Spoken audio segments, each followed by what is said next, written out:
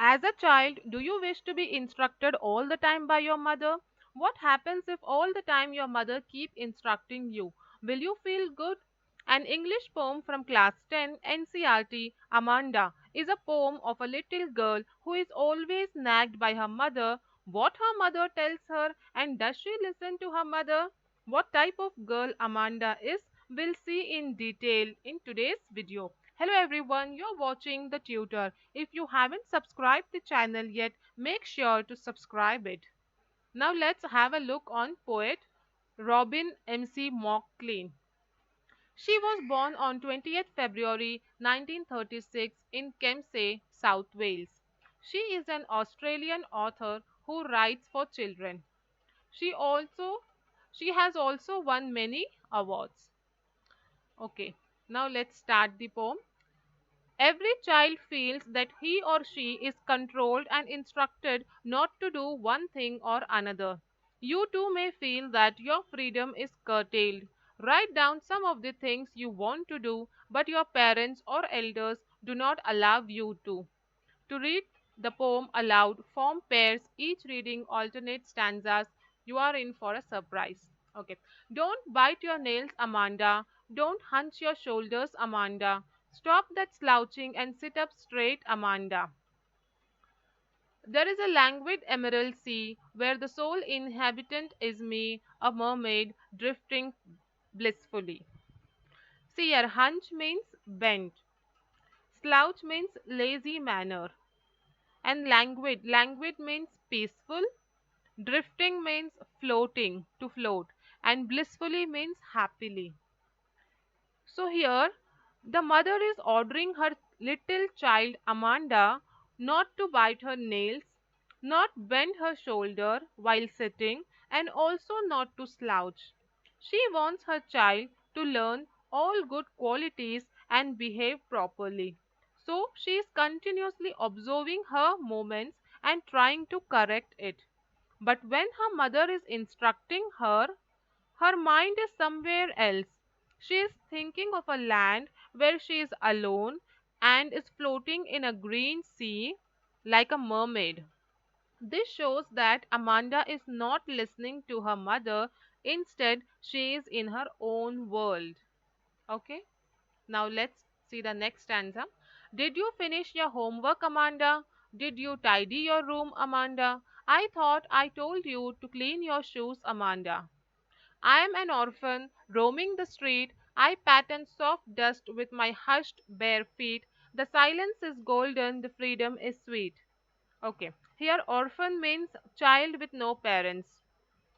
Hushed means quiet. Bare feet means feet without slipper.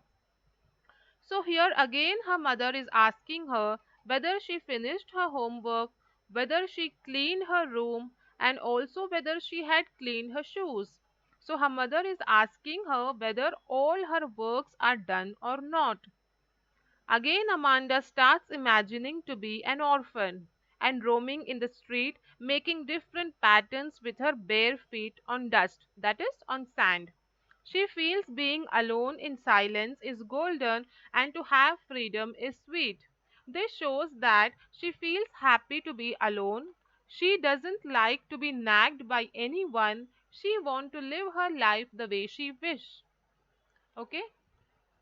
Then next is don't eat that chocolate, Amanda. Remember your acne, Amanda. Will you please look at me when I'm speaking to you, Amanda? I'm a Rapunzel. I have not a care. Life in a tower is tranquil and rare. I'll certainly never let down my bright hair. Okay. So here acne means pimple. Rapunzel. Rapunzel is a character in a fairy tale who was kidnapped by a witch and kept in a castle. And tranquil means peace. Here again, Amanda is being nagged by her parent. She has been restricted not to eat chocolates. Why parent is saying not to have chocolates? Because she may get pimples on her face. When we eat more junk foods or packaged foods or even sweets, there are chances of getting pimples. That is why her mother is instructing her not to eat chocolates, and her mother also says her to look at her while she is speaking. This means her mother is saying to pay attention to her words and to have eye contact. But this Amanda, she is in her own world. Now, what she is imagining? She is imagining to be a Rapunzel and living in a tower, and she is living in a tower where nobody can disturb her. She imagines herself as a Rapunzel and wishes to stay alone in that tower. She also imagines that she will not be letting her hair down from the tower to help anyone to climb up the tower. So she wants to stay all alone in castle. Rapunzel was staying with a witch, but this girl Amanda, she don't want to be with anyone. She want to stay all alone in tower. Okay? Then stop that sulking at once, Amanda. You're always so moody, Amanda. Anyone would think that I nagged at you, Amanda. Sulking means having a bad mood. Moody means mood swings. One day good, one day bad. Nagged means to irritate. Now, here in the last stanza, her mother is worried. She says Amanda not to be in a bad mood. She tells her to keep her mind in a good state. If not, people would think that I am irritating you by asking many questions. So, mother is trying to tell her not to have bad facial expression, not to be in a bad mood. If not, people would think mother is nagging her. Too much she is irritating Amanda. Okay? So here the poem ends. I hope you have understood the poem. Now let's see the poetic device in the poem. Metaphor. Amanda imagines herself as a mermaid and Rapunzel. She also imagines freedom is sweet and silence is golden. Then repetition. Word Amanda and don't is repeated in the poem. Alliteration. Stop that slouching and sit up straight. Here letter S is repeated. Did you tidy your room? Here letter Y is repeated. Then allusion. Allusion means to imagining a character of stories in the past.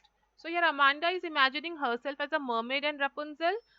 These are the characters in the stories of past. Okay. I hope you have understood the poem clearly. You have no doubts. And if you liked it, hit the like button, share and subscribe the channel.